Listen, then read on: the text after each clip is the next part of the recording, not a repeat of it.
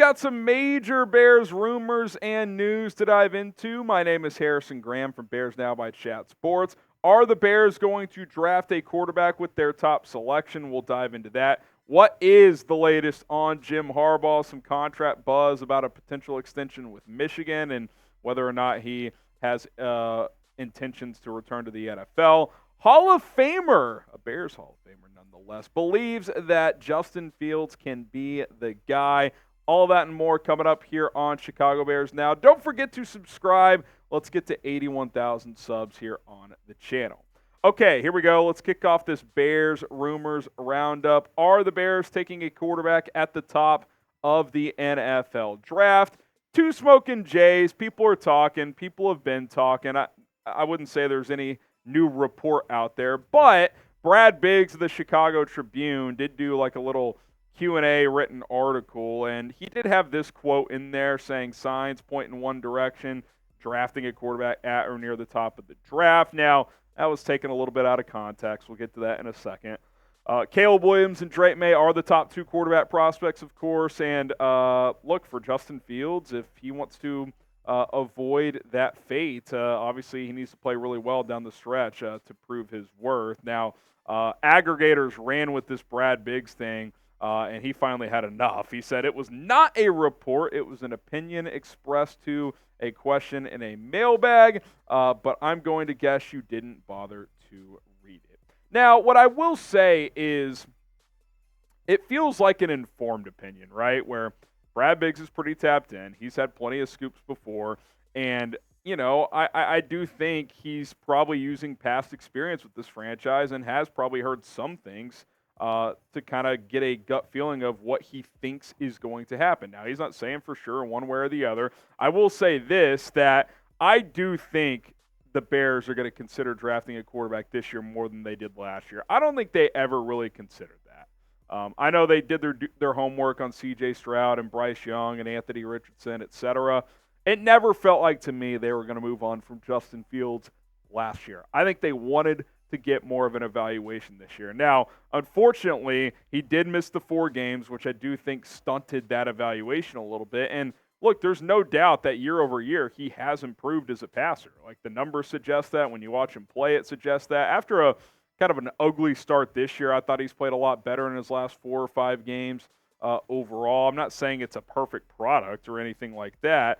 But at the same time, it's pretty clear that he has improved. The question is it enough? Like, is it enough to convince Ryan Poles for a second straight season to not draft a quarterback at or near the top of the draft? That remains to be seen. That's why these final 5 games for Justin are so huge. So what say you? Should the Bears draft a quarterback with their first pick? Type Y for yes, they should. Type N for no, they should not. Curious to see where you guys land. I think a lot of you guys want to keep Justin Fields, and I'm fine with that as well, but we're going to continue to have these conversations as we get closer and closer to the offseason. Now, obviously, if they do draft a quarterback, especially if it is with the number 1 or number 2 pick, it's likely going to be one of these 2 quarterbacks, Caleb Williams or Drake Maye. Obviously, they both have put together 2 really good seasons at USC and North Carolina, respectively. Ironically enough, statistically, they were both better in 2021, but different circumstances this year. Like, Caleb Williams didn't have Jordan Addison. That offensive line wasn't as good this year, so that made it a little tougher for him. Drake Maye, was having to play hero ball a lot because their defense was so bad. Didn't have Tez Walker for the start of the year, so I still think both these prospects are very, very good. And again, I just go back to the put myself in Ryan Poles' shoes kind of game we play, right? Like, he got the number 1 pick last year, didn't draft the quarterback. He's probably going to get it this year. Is he really going to do the same thing twice? Like, as a young GM, when you don't know how long you're going to have a job, are you going to do that twice? I don't know. Like, trading the number 1 pick 2 years in a row, it just seems unlikely. That's what I believe. I believe that it's unlikely that Ryan Poles will do that. Fields must be convincing. Like, Justin Fields is going to have to be really convincing over these final 5 games.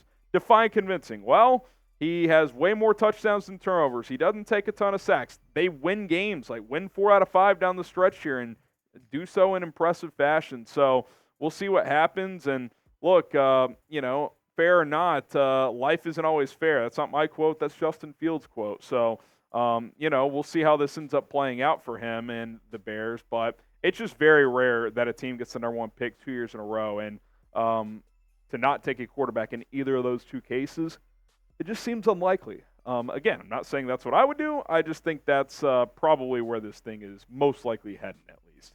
Something I definitely do is play Prize Picks. Daily fantasy made easy. Fun, easy, fun. Did I mention fun? F-U-N. Fun way to make money, I'll tell you that. 2 to 6 players on any given entry. You can cross over sports. Listen, if you're sitting at home on a Wednesday night, you're bored, you got the NBA turned on, let's go. Get your Prize Picks entries in there. It's going to be a blast. I got a little 4-player entry for this game on Sunday. And again, you don't have to keep all your picks within one game, but just to kind of simplify it for you guys. I'm taking more on Justin Fields passing yards and DJ Moore receiving yards. When DJ Moore plays with Justin Fields, he averages like 100 yards a game. So if they're going to keep putting his numbers in the 60s and 70s, I'm going to take the more. Amon-Ra St. Brown, give me the less on the St. Brown brothers. I don't think Equanimous has a catch, which, by the way, he was a DNP in practice today. So if he didn't play, he would just get eliminated from this entry here. But we'll see what his status ends up being. But Amon-Ra St. Brown, I just think in cold and windy conditions, Jared Goff's not going to have his best stuff out there. So I'll take the less for him as well. PrizePicks.com/CLNS. Use our code CLNS to get a deposit match up to $100. It's Prize Picks, daily fantasy made easy. Link is in the comments description. If you're watching live, it is in the live chat as well. Let's continue with our Bears rumors roundup. Jim Harbaugh, is he staying at Michigan? 2 Smoking Jays, very possible. I still think that is his probable preference at this point in time. A lot of kind of reports, rumors flying right now. Richard Johnson tweeted this out earlier. Source: Michigan is working on a contract extension for Jim Harbaugh worth $11 million per year over 5 years. Main hurdle remaining is a commitment in writing from Harbaugh that he will not pursue an NFL job this cycle, which, of course, he's done the last couple of off seasons at Michigan. John U. Bacon, who's pretty tapped in as well, tweeted this out. Michigan AD at Ward Manuel.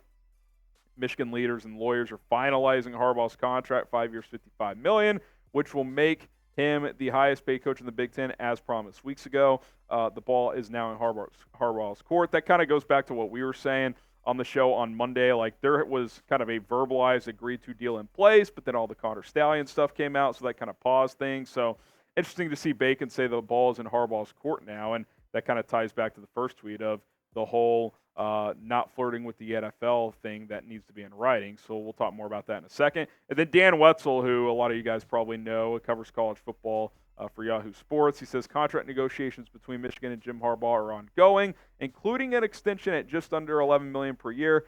However, industry sources tell Yahoo Sports a deal is not imminent and there is work to be done. And that's kind of all I needed to hear to make me think that this is going to be a story for a little while. Like, I do think Harbaugh is interested in the NFL. I do think that when someone tells me that Jim Harbaugh has interest in the Bears, and if Michigan doesn't kind of meet his demands, then he would entertain that.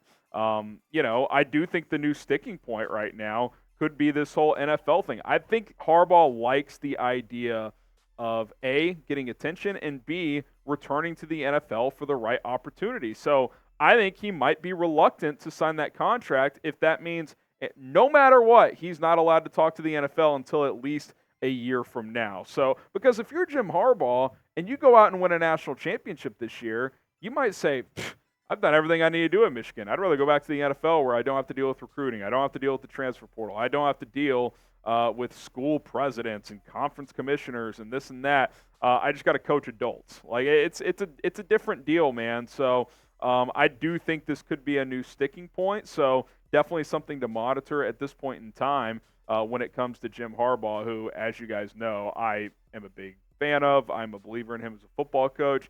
Is he, a weirdo? Does he rub people the wrong way?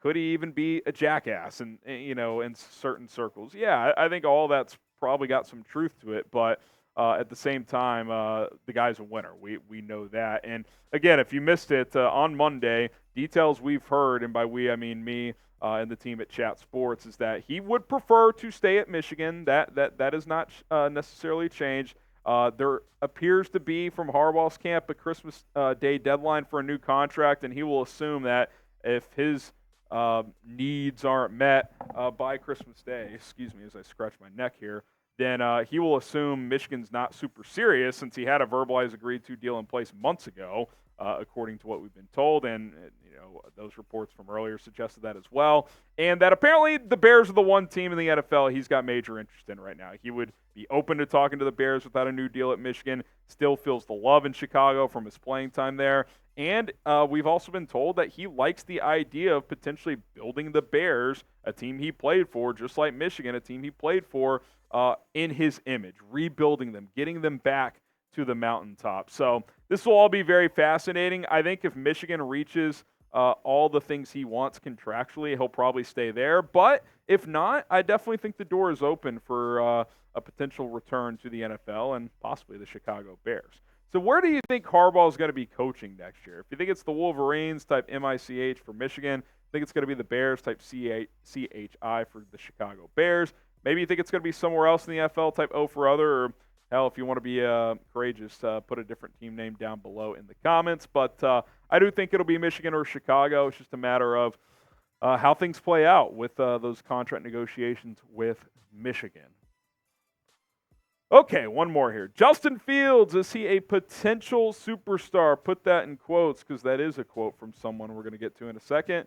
Yep, consistent today. Two smoking Jays. People are talking, and the person who said this is one Hall of Famer, Bears legend, Dan Hampton. He said, I have become more and more convinced over the last 2 to 3 weeks that we have a potential superstar if we just stay the course. I'll take it a step further than Hampton. You look at his past 5 starts, 69% completion, over 212 per game passing, 9 touchdowns to 2 picks, has a QB rating of 108.5. He also has rushed for almost 300 yards in his past 5 starts, so you factor that into there as well. It's about an extra 60 yards on the ground per game, so looking at about 270, 275 all-purpose yards per game over his last 5 starts.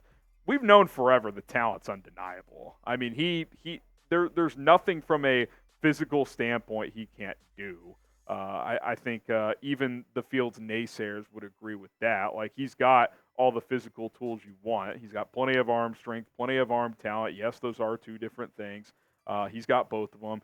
The speed and athleticism he's a 0.0001%er there. It's like him, Michael Vick, Lamar in the history of the sport. Like, they're on their own level. I think he has the mental makeup of being a franchise quarterback. He can take the bullets of a big fan base and media type of city that Chicago is. I think he's handled that for the most part pretty well. And coaches and teammates love him. Don't believe me? Go watch him in the locker room after the Vikings game. Flus was wrapping up his kind of post-game speech, and Fields jumped in and said, hey, man, give me a sec to talk here. And he started to apologize for the fumbles and said, hey, man, appreciate you all having my back. And they got fired up for him. We're like, yo, we appreciate you. We got you, this and that. Like, the energy raised big time for Fields compared to Matt Eberflus, which maybe that's more of an indictment against Flus. I don't know. But I think he's got a lot of the makeup that you want in a franchise quarterback. And look, I've said this before and I'll say it again. I am terrified of Justin Fields going somewhere with a more stable organization and becoming great. I think he can be a superstar. Now, I'm not as convinced he can be like a superstar as I was coming into this season, but I still think he could be a top 10 quarterback in this league. He's got all the tools. If the processing continues to improve, which I think it has this year, albeit it hasn't been like steady rise, I do think it's gotten better. I think the accuracy will show that, and the touchdown to interception ratio would show that. I think he's become a better decision maker as well. His main issue is fumbling and at times holding the ball on too long. If he can reduce those 2 things, then I really think he can be a special player with the right player and the right play calling in the right direction. And whether that happens here or somewhere else, that remains to be seen. Do you guys still believe in Justin Fields? I do believe in him still. Type B for believe, type D for don't. But again, even if you believe in him, if you have the number 1 pick and can reset the QB clock for a young guy that you're convinced can be better than Fields, obviously that's something you very much have to consider if you are Ryan Poles. All right, guys, appreciate everybody for tuning in to this Bears Rumors segment. Be sure to subscribe to the channel if you want more content around the Chicago Bears for 100% free. Can't wait for game day on Sunday. We'll have videos between now and then as well. Bear down.